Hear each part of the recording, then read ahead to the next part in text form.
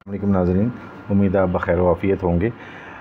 Budget 2022-23 में जहां बहुत सारी चेंजेस आई डिफरेंट लॉज़ के अंदर, स्पेशली टैक्सेशन लॉज़ के अंदर, उसमें एक बड़ी यूनिक किस्म की चेंज आई है डीम्ड रेंटल इनकम के हवाले से। और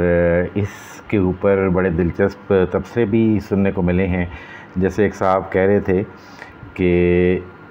एक से ज़्यादा घर अगर है तो उस पर इवन वो रेंट पे नहीं भी है तो उस पर अगर टैक्स लगेगा तो उस सूरत में क्या होगा कि अगर एक शख्स की एक से ज़्यादा बीवियाँ हैं और उसने उनको मुख्तलिफ़ घरों में रखा हुआ है तो इस तरह के जब आप टैक्सेस लगाएंगे तो ऑब्वियसली आपको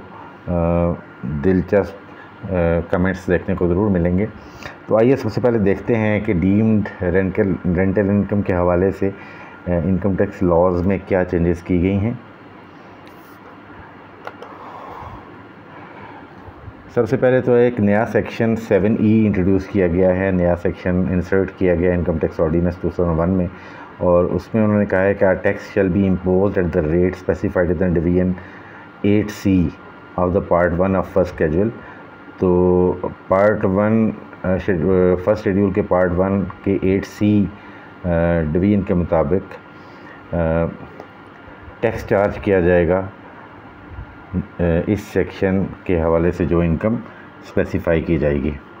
और वो क्या है, resident person shall be treated to have received rent equal to 5% of the fair market value of the immovable property situated in Pakistan whether such property has actually been rented out for any consideration और not. इसमें उन्होंने कहा है कि एक resident person, Pakistani resident person जो है उसमें उसके बारे में समझा जाएगा कि उसने 5% फेयर मार्केट वैल्यू का 5% की इक्विवेलेंट रेंट रिसीव किया है। यानी कि ये एज्यूम किया जाएगा कि उसने 5% of the fair market value of उसकी जो प्रॉपर्टी है, इमूवेबल प्रॉपर्टी जो पाकिस्तान में है, चाहे वो रेंट आउट हुई या नहीं हुई, ये समझा जाएगा कि उसकी फेयर मार्केट वैल्यू का 5% जो है वो उसकी इनकम है, और उसके ऊपर 20% रेंट इनकम या डीम्ड रेंट इनकम का टैक्स चार्ज किया जाएगा, जो कि ओवरऑल फेयर मार्केट वैल्यू का 1% बनता है।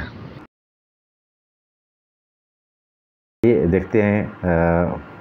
फर्दर इसमें कहते हैं this section shall not apply to, तो किन किन लोगों पे ये अप्लाई नहीं होगी। 1 सेल्फ ऑक्यूपाइड या सेल्फ ओन्ड इमूवेबल प्रॉपर्टी,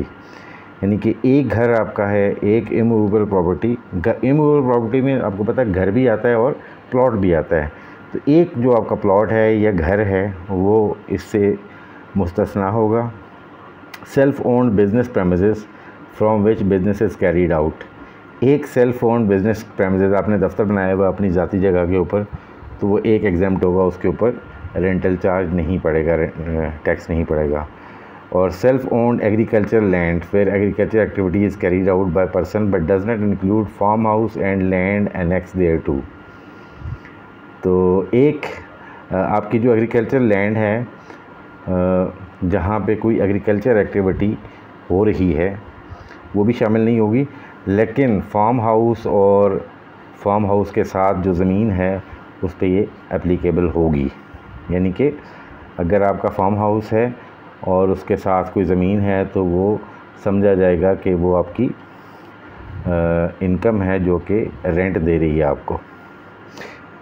और उसमें नेक्स्ट ये है where the fair market value of the property और properties in aggregate excluding properties mentioned in clause A, B and C does not exceed 25 million rupees. हाँ, अगर उसकी जो टोटल प्रॉपर्टीज़ हैं, यानी कि अपना घर, अपना ज़ाती ऑफिस और अपनी ज़री ज़मीन, इसको छोड़ के उसके अलावा अगर उसके पास जो एसेट्स हैं उनकी टोटल वैल्यू 25 मिलियन से ज़्यादा नहीं बनती तो उस पर ये अप्लाई नहीं होगा। यानी 25 मिलियन से ऊपर अगर आपकी अपने ज़ाती घर, ज़ाती बिज़नेस प्रेमिसेस और एग्रीकल्चर लैंड के अलावा ज़मीन है और उसकी वैल्यू 25 मिलियन से नहीं बढ़ती तो उस पर डीम्ड रेंटल इनकम नहीं पड़ेगी, और अगर इससे ऊपर बढ़ गई तो फिर पड़ेगी। नेक्स्ट ये है जी प्रोविंशियल गवर्नमेंट और लोकल अथॉरिटी और डेवलपमेंट अथॉरिटी, तो ये अप्लाई नहीं होगा प्रोविंशियल गवर्नमेंट, लोकल अथॉरिटी या डेवलपमेंट अथॉरिटी के ऊपर। उसके बाद land development and construction projects of builders and developers registered with the directorate general of designated non financial business and professions of board. Builder end developer के वो projects, construction या development के projects, land की construction या development के वो projects जो कि directorate general of designated non financial business and profession of the board के साथ रजिस्टर्ड हैं, वो भी इसमें नहीं आएंगे। और नेक्स्ट है G property which is subject to tax under section 15 of the ordinance and the tax chargeable is more than tax chargeable under this section. तो ऐसी प्रॉपर्टीज़ जिनके ऊपर सेक्शन 15 यानी कि इनकम फ्रॉम प्रॉपर्टी अप्लाई होता है और उसमें टैक्स चार्जेबल जो है वो ज़्यादा है इस सेक्शन के टैक्स से, यानी कि अगर जो सेक्शन 15 के तहत टैक्स दिया जा रहा है वो टैक्स ज़्यादा है इस टैक्स से जो कि अंडर सेक्शन 7E पड़ता है, तो तब भी क्योंकि वो टैक्स ऑलरेडी दे रहा है, इससे ज़्यादा दे रहा है, तो वो भी उस पर भी अप्लाई सेक्शन 7E नहीं होगा। नेक्स्ट है G provided that if tax chargeable under section 15 is less than the tax chargeable under this section, so much of the amount of tax which is in excess of tax chargeable under section 15 shall be paid under this section। अलबत्ता section 15 के तहत जो पहले से मौजूद है और income from property में आता है, अगर उसका टैक्स चार्जेबल जो है वो सेक्शन 7E के टैक्स यानी डीम्ड रेंटल इनकम के टैक्स से कम है, तो जो डिफरेंस होगा वो चार्जेबल होगा अंडर सेक्शन 7E। यानी कि सेक्शन 15 में जो आपका एक्चुअल रेंट आप उस पर टैक्स दे रहे हैं वो अगर कम है डीम्ड रेंटल इनकम से, तो आप जो डिफरेंस है वो पे करेंगे under section 7E tax on deemed income के तहत। नेक्स्ट उन्होंने ये कहा है कि फेडरल गवर्नमेंट में इंक्लूड और एक्सक्लूड एनी पर्सन ऑन और property for the purpose of this section. तो फेडरल गवर्नमेंट के पास ये पावर मौजूद है कि वो किसी भी प्रॉपर्टी या किसी भी पर्सन को इस सेक्शन की एप्लीकेबिलिटी से बाहर निकाल सकते हैं, यानी वो कह सकते हैं कि फ़लाँ पर्सन या फ़लाँ प्रॉपर्टी के ऊपर सेक्शन 7E अप्लाई नहीं होगी, तो फिर वो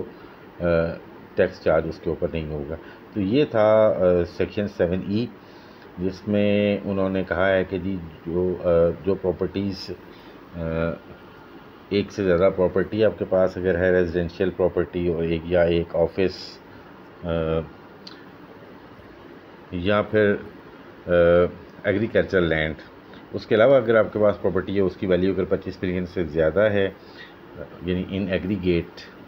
इन तीनों जो मैंने कैटेगरीज बताई, इसके अलावा अगर कोई प्रॉपर्टीज़ जो है वो 25 मिलियन से ज़्यादा हैं, 2.5 करोड़ से ज़्यादा हैं, तो फिर उसके ऊपर समझा जाएगा कि वो उस पर रेंट चार्ज किया जाएगा और रेंट के ऊपर टैक्स चार्ज किया जाएगा, इवन इफ़ कि अगर वो रेंट उसको रेंट आउट नहीं किया हुआ। तो इसको अगर देखा जाए तो बाज़ दफ़ा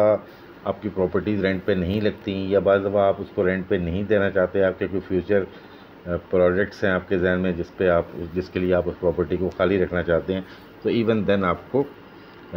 उसके ऊपर टैक्स देना पड़ेगा अंडर डीम्ड रेंटल इनकम। तो मेरे ख्याल में कि एक ज़्यादती है, और इनकम टैक्स की जो रूल है उसके मुताबिक इनकम टैक्स जो होता है वो आपकी इनकम पे लगता है। तो एक ऐसी सपोज्ड इनकम जो कि एक्चुअली आपकी इनकम नहीं है या आपने अर्न नहीं की या उसके अंदर आपके पास पैसे नहीं आए, उसके ऊपर टैक्स लगाना जो है वो इनकम टैक्स की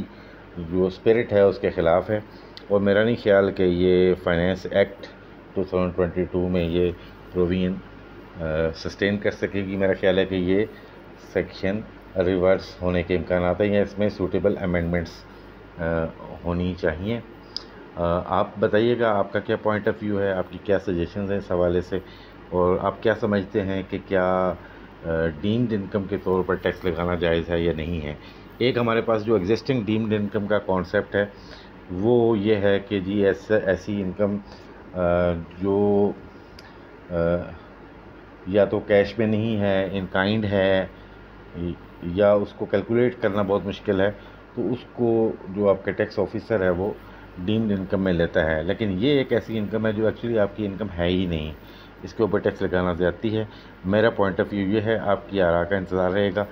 तो हाज़िर होते हैं नई वीडियो के साथ, तब तक के लिए इजाज़त दीजिएगा और आपके कमेंट्स का इंतज़ार रहेगा। मेरे चैनल पे अगर नए हैं तो प्लीज़ सब्सक्राइब कर लीजिएगा। तो इजाज़त, अल्लाह निगहबान।